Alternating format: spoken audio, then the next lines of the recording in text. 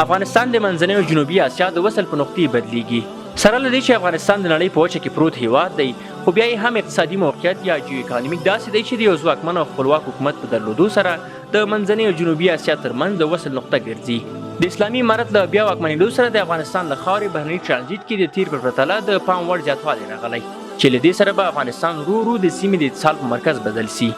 د تیر نظام په وروستیو 9 میاشتو کې 14202 ټرانزیټي محمولې د افغانستان له خاورې څخه تېرې سوې وې. خو د نوي نظام په وروستیو 9 میاشتو یعنې د 1400 کال د سنبلې میاشتې څخه د 1401 کال د ثور میاشتې پورې 26923 ټرانزیټي محمولې تېرې سوې دي، چې د تیر په پرتله 2 برابره زیاتوالی ښیي.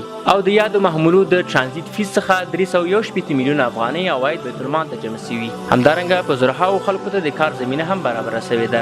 ازبکستان، ایران، پاکستان، تاجکستان او ترکمنستان هغه هیوادونه دي چې د افغانستان له خاورې ټرانزیټ ورته شوی دی. دا د دې ښکارندوی دی چې د مالیې وزارت مسؤلین په کاري پړاوونو کې اسانتیاو، فساد سره مبارزې او د هیواد اقتصادي ځان بسیاینې ته ځانګړې پاملرنه کوي، د یو سوکاله او ځان بسیا افغانستان په لور.